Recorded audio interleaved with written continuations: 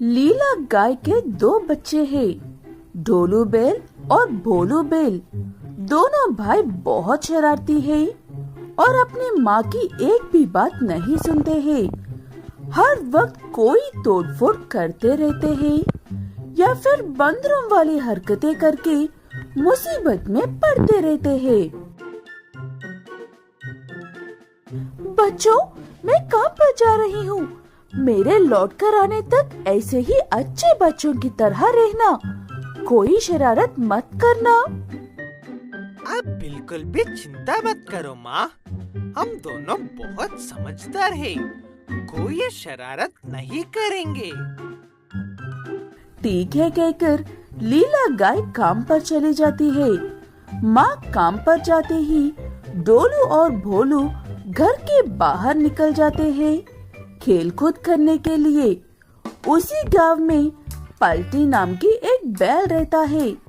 पलटी बैल खुद को बहुत ज्यादा होशियार समझता है, इसलिए किसी नौकर को काम पर रखने पर उसे तनख्वाह देनी पड़ेगी सोचकर गांव की गलियों में फिर रहे बच्चों को एक दो चॉकलेट्स को लालच देकर अपना काम निकलवा लेता है।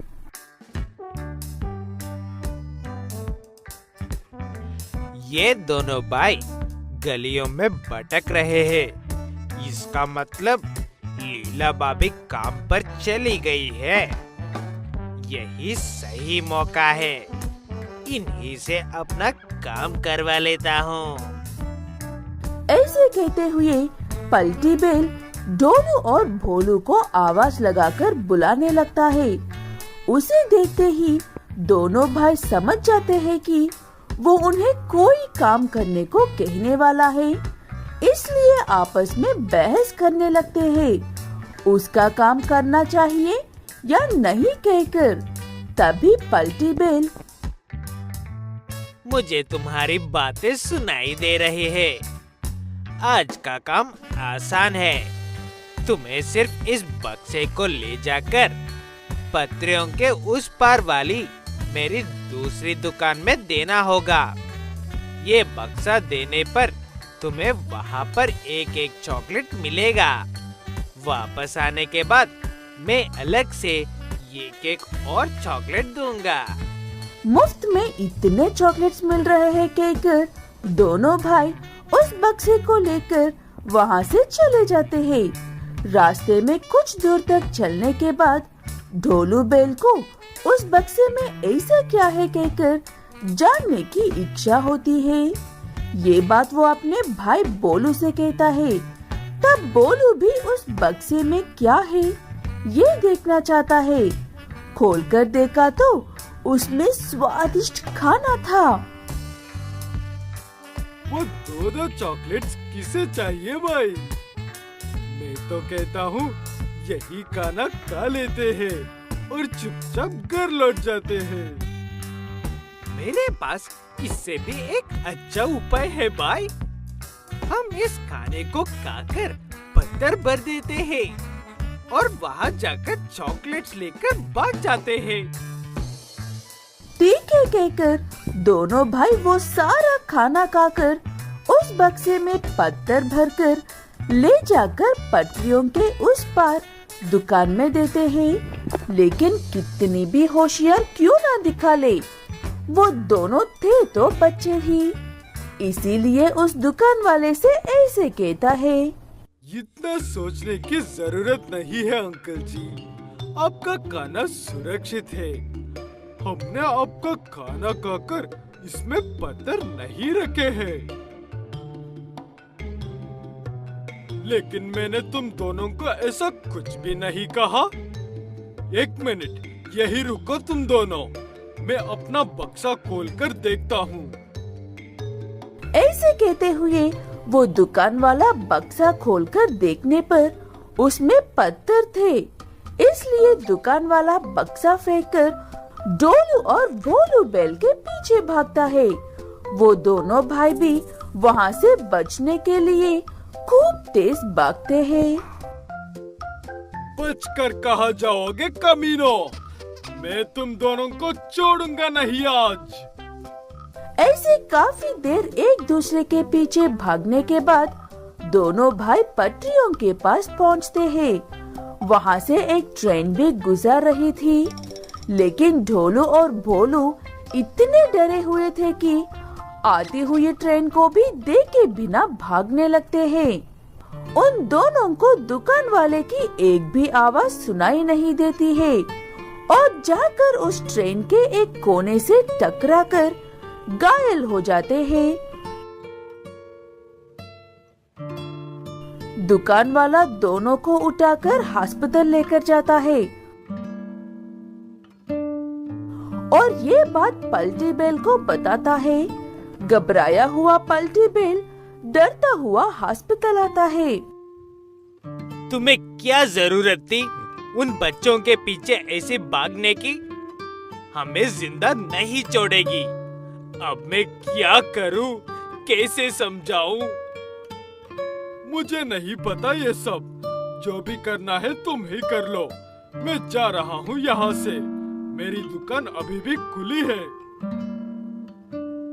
लीला गाय आने के बाद पलटी बेल उसे बड़ी मुश्किल से सारी बात समझाकर उससे माफी मांगकर अब से उनका सारा खर्चा वो संभाल लेगा। कहता है, तुम जैसे पैसे वाले और कर भी क्या सकते हो? मेरे इतने अच्छे खासे बच्चों का क्या हाल कर दिया है तुमने। ऐसे कहते हुए लीला गाय रोने लगती है और पलटी बेल भी वादा करके दोनों भाई ठीक होने तक उन्हीं के साथ रहता है। शक्तिपुर नाम के एक गांव में टिपका नाम का एक छोटा सा बैल अपनी माँ के साथ रहता है। टिपका बैल की माँ इधर उधर की मेहनत करके अपने बेटे को बड़ा कर रही थी, लेकिन अब उसकी भी सेहत साथ नहीं दे रही है।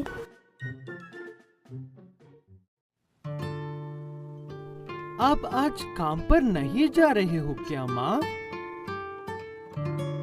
मेरी तबीयत हमेशा खराब रही है केकर। मुझे कोई भी काम नहीं दे रहा है बेटा, इसीलिए आज घर पर हूँ। इसका मतलब अब से हमें भूखे ही रहना होगा, है ना माँ? हम इतने गरीब जो हैं। तुम ये सब बातें करने के लिए अभी छोटे हो बेटा। जाओ, जाकर बाहर अपने दोस्तों के साथ खेलो। मैं कुछ न कुछ करती हूँ। ठीक है कहकर टिपका खेलने के लिए चला जाता है अपने दोस्तों के साथ और उसकी माँ ये तो कह देती है कि वो कुछ न कुछ करेगी, लेकिन असल में उसके पास कुछ भी करने के लिए कोई उपाय नहीं था। इसलिए सोच सोचकर और भी बीमार होने लगती है। उसी गांव में चिंचा नाम का एक धनवान बैल रहता है। चिंचा उसकी सारी कमाई उसके खेत में अलग अलग तरह की फसल उगाकर कमाता है। इतने पैसे होने के बावजूद भी चिंचा उस गांव का सबसे बड़ा कंजूस है। लेकिन मैं तो सिर्फ एक ही बार गया था साहब जी। बाथरूम को कौन रोक सकता है भला? अब ये बिल्कुल भी सही नहीं कह रहे हो। अगर ये एक मच्छर मुझे काट ले तो मैं उसे भी पकड़कर अपना खून वापस ले लेता हूँ। ऐसे में मेरे पास काम करने के बहाने तू 5 मिनट के लिए गायब हो जाएगा तो मैं उस 5 मिनट के पैसे यूं ही दे दूंगा कहकर कैसे सोच लिया है तूने? अब ये बिल्कुल भी सही नहीं कर रहे हो। तेरे जैसे कंजूस के यहाँ काम करने से अच्छा है मैं भूखा ही सो जाऊं। ऐसे कहकर वो बैल वहाँ से चला जाता है, लेकिन चिंचा को किसी की भी बातों से कोई फर्क नहीं पड़ता है। अपने दोस्तों के साथ खेलते हुए जाकर टिपका उसी चिंचा बैल के खेत से कुछ मकाई के भुट्टे और खाने की चीजें तोड़ कर लेकर आता है। आज तो बहुत मजा आया है दोस्तों। अच्छा, मैं अब घर जा रहा हूँ, कल मिलता हूँ। ऐसे कहते हुए टिपका घर लौट जाता है। वहाँ पर उसकी माँ भूखे पेट सोने की कोशिश कर रही थी। वो देखकर जाकर टिपका अपनी माँ को उठाकर वो खाने की चीजें देता है। वो ये सब कहाँ से लेकर आया है कहकर उसकी माँ पूछने पर बाद में बताऊंगा कहकर बात को टाल देता है टिपका। ऐसे हर रोज अपना खेल कूद बंद करके चिंचा बेल के खेत से खाने की चीजें चुराने लगता है टिपका और इस बात का अंदाजा हो जाता है चिंचा बेल को। कोई तो मेरे खेत में से सामान चुरा रहा है और पता नहीं हर रोज मेरे कितने नुकसान हो रहा है। जिस दिन भी हाथ लगेगा उस चोर से एक एक पैसे का हिसाब लूंगा। ऐसे कहते हुए चिंचा बैल भी उस चोर के इंतजार में ही बैठा रहता है। ऐसे कुछ दिन गुजार जाते हैं और एक दिन चिंचा का खेत में घुसकर आया हुआ टिपका चिंचा को नजर आता है। तो तुम ही हो वो चोर। मेरे खेत से हर रोज जितनी भी सब्जियां चोरी हो रही है, मैंने इन सब का हिसाब करके रखा है। अब निकालो मेरे पैसे। कौन से पैसे और किधर के पैसे? मेरे पास कोई पैसे नहीं है। तुम बेवकूफ हो, इसमें मैं क्या कर सकता हूँ? तुम अपने सामान ख्याल रखना ही नहीं आता है। ऐसे कहते हुए टिपका वहाँ से चला जाता है, लेकिन चिंचा भी इतनी आसानी से चुप बैठने वालों में से नहीं है। इसलिए वो टिपका के घर आकर झगड़ा करने लगता है। तुम्हारे बेटे ने ही मेरे आंखों के सामने चोरी की थी। अब पैसे तो लौटाना ही होगा ना। मेरा बेटा और चोरी? मैं ये मान ही नहीं सकती हूँ। वो मेरा बेटा है। घर लौटने के बाद मैं खुद उससे बात करके देखती हूँ। तुम जाओ अब मेरे घर के सामने से। ऐसे चिंचा बेल यहाँ पर टिपका बेल की माँ से झगड़ा कर रहा था और टिपका बेल इस बीच में जाकर फिर से चिंचा बेल के खेत में चोरी करता है। आखिर में चिंचा हार मानकर, तुझे रोक पाना मेरे लिए मुश्किल है लड़के। इतना बड़ा खेत जो है, इसीलिए मैं तुझे मेरे खेत को चोरों से बचाने की नौकरी देता हूँ।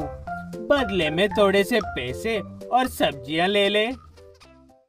ठीक है कहकर टिपका उसकी नौकरी करने लगता है और अपनी माँ को खाने के लिए या किसी भी और चीज के लिए परेशान होने नहीं देता है।